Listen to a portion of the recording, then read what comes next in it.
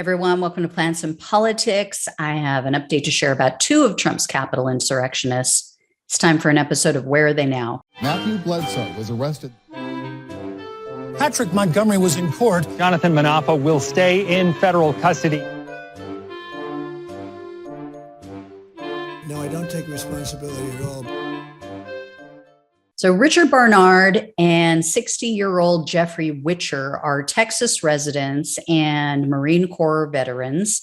They were seen in the Capitol together on January 6th. Witcher, I should say, also served in the U.S. Army. And as with so many others, these two took selfies, they took videos while they were inside the Capitol, and they seemed proud of what they did. So they shared these photos and these videos with other people. And one of the other people who received one of these videos from the person that they shared it with then contacted the FBI and turned them in. Well, even before the FBI reached out to these men, Witcher actually called the FBI and said, "Hey, I'm anxious to meet with you guys. I want to talk about what happened on January 6th. So Witcher admitted to deleting most of his photos and the videos. And he said he did that almost immediately after the Capitol attack, because he said he started to watch the news coverage of what had taken place. I guess he was at the airport and he saw the news and saw what all happened that day. And he told the FBI that he thought his photos and videos could be self-incriminating. However, he also said, "Oh, no, I wasn't attempting to destroy evidence." So didn't really make sense, but I guess, we can give him some credit for at least reaching out to them instead of waiting like a coward, like most of these people have. So Witcher later had an in-person formal interview with the FBI. And during that interview, he admitted that he traveled to DC with Barnard and then one other friend. And he said that he believed he was taking part in civil disobedience on January 6th. And he complained that free speech is being censored across the United States, which I actually agree with him on. But he expected January 6th to be peaceful and nonviolent, is what he told them.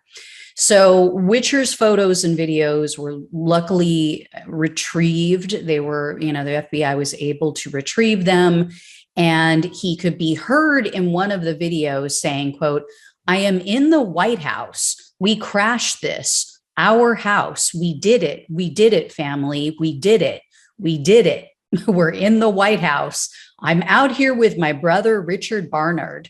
No, let's go. It's our house. It's our house. Our house, our house. Hey, family, we did it. We came and we did it. We're inside the White House, our house." I'm not making that up. That's exactly what he said. And yes, he called it the White House. So he later clarified that he knew he was at the Capitol. He just made a mistake when he called it the White House. I don't know how you make that mistake so many times. But in another video, Witcher was heard chanting again, quote, "our house." And then he was telling officers to fulfill their constitutional duties. And he repeatedly yelled, quote, "do or die," among other things. In that same video, prosecutors say that you could hear a loud thud, and then Witcher was yelling at someone and he said, quote, "don't do that. No. These are not our enemies. No, don't do it." And then he explained in the video that someone had thrown a fire extinguisher at the officers, so he was admonishing them. So Barnard was interviewed the following day after Witcher, so it was January 19th, and he told the agents that he was doing this, or he marched to the Capitol because he was hoping to get closer to Trump, because remember, Trump lied and said, "Oh, I'm going to be with you guys," and marched to the Capitol. And then Barnard also claimed that he and a few others tried to shield police officers from the mob, and that, the people there were getting kind of physically aggressive with them. I don't know if that's the case. Nothing ever came about. And nothing was ever brought up about that. But he alleged that they left after only 15 to 20 minutes inside the building. As with Witcher, Barnard admitted deleting his photos and his videos because he said that his wife actually called him that day on January 6th, and she told him, hey, people died during this attack. So it scared him. Now, unfortunately, they weren't able to retrieve his deleted photos and videos. So we don't know what was on that. But both Witcher and Barnard were arrested on February 25th, and they were each indicted on charges of obstructing an official proceeding, entering a restricted building or grounds, 2 counts of disorderly conduct, and then 1 count of parading or demonstrating in a Capitol building. So the obstruction charge obviously is the most serious. It's a felony. It carries a maximum penalty of up to 20 years. But because they didn't commit any acts of violence or vandalism, and they didn't enter the House or the Senate chamber, this was going to be a tough hill to climb. They weren't really going to be able to make that one charge stick. Well, at the end of October of 2021, Barnard and Witcher accepted plea deals. But here's the weird thing. They each pleaded guilty to different crimes. So Barnard pleaded guilty to the misdemeanor charge of parading in a Capitol, which you guys have heard me talk about a bunch of times. That carries the maximum sentence of up to 6 months in prison, up to $5,000 in fines, yada, yada, yada. For some reason, though, Witcher pleaded guilty to entering a restricted building. Now, that's also a misdemeanor, but it comes with a steeper penalty. It comes with a maximum prison term of up to 1 year and then up to $100,000 in fines. So much different, and I don't understand why. It's never been explained, but the only thing I could find that might maybe explain it is the fact that Witcher had a misdemeanor assault charge on his record, and he served 20 days in jail and he was given 12 months of probation. But that was like all the way back in 1985. So it's just strange. I don't think that's the reason. So anyway, in court, Barnard told the judge that as a result of his actions on January 6th, he lost a 6-figure job.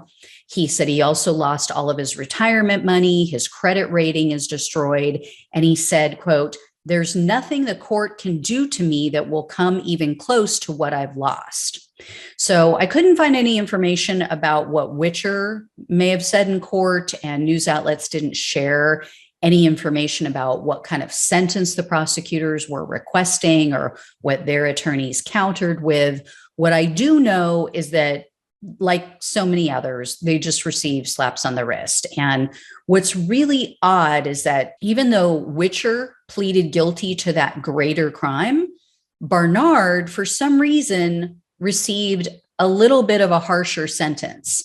So the judge sentenced both of them, both Witcher and Barnard, to 12 months of probation, no jail time, 12 months of probation, 60 hours of community service. In addition, they were each ordered to pay the $500 restitution fee that we keep seeing. But Barnard was given 30 days of home confinement on top of that. So again, I can't find anything that explains why the judge gave him a stiffer punishment. It's really bizarre, especially as I explained, Witcher was the one who pleaded to the greater crime with the higher penalty. I don't need to say it at this point. You guys know what I think. I think this is a bunch of BS. I think at minimum, the nonviolent people who entered the Capitol, who broke that law, who aided in allowing others to perpetrate violence that day, who took the attention away from the police so that the other people, the really out of control people, could be violent, could get away with greater crimes. I think those people, the nonviolent ones, should at minimum get like 30 days in jail. Anyway, guys, I'll let you know when I hear more. Thanks so much for watching and listening. Take care. I'll talk with you soon.